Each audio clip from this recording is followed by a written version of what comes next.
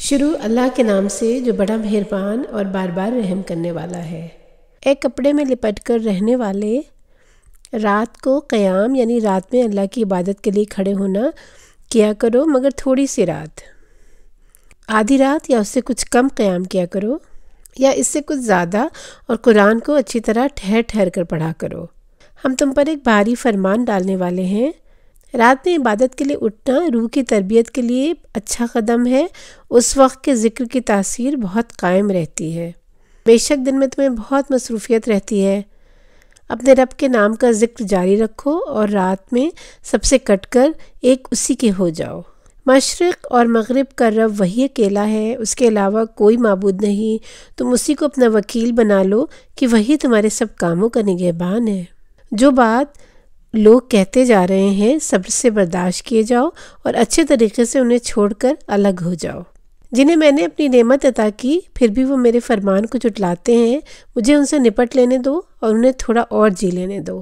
ان کے لیے ہمارے پاس ہتھکڑیاں اور بھڑکتی آگ تیار ہے، اور کھانا ایسا ہوگا جو حلق میں پھنس جائے گا اور دکھ دینے والا عذاب ہوگا۔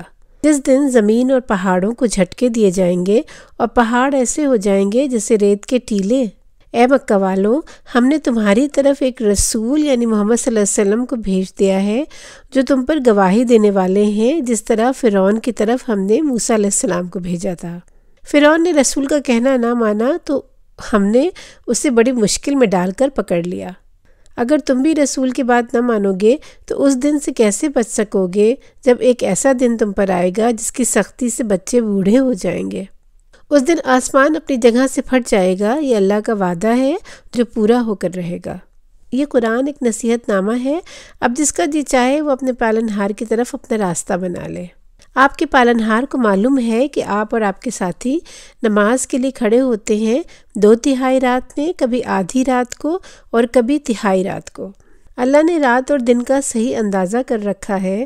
اللہ کو معلوم ہے کہ رات میں کھڑا رہنا ہر وقت نبھا نہ سکو گے۔ اس نے تم کو معافی دی، بس قرآن میں سے جتنا ہو سکے پڑھ لیا کرو۔ اللہ کو معلوم ہے کہ تم میں سے بہت سے بیمار ہوں گے اور تم میں سے بہت سے ایسے بھی ہیں جو زمین میں روزی کی تلاش میں اللہ کا فضل ڈھونڈنے کے لیے زمین میں سفر بھی کریں گے، اور بہت سے لوگ اللہ کی راہ میں لڑنے کے لیے بھی نکل پڑیں گے۔ سو جتنا ہو سکے قرآن پڑھ لیا کرو اور نماز کو برابر قائم کرو اور زکوٰۃ دیتے رہو۔ اللہ سے کل آخرت کے دن میں اچھا بدلہ پانے کے لیے نیک نیتی سے قرض دیے جاؤ، اور جو بھی نیک عمل اپنے لیے آگے بھیجو گے اس کو اللہ کے ہاں بہتر اور صلے میں عظیم یعنی بہت بڑا پاؤ گے۔ اللہ سے بخشش مانگتے رہو، بے شک اللہ تعالیٰ معاف کرنے والا اور مہربان ہے۔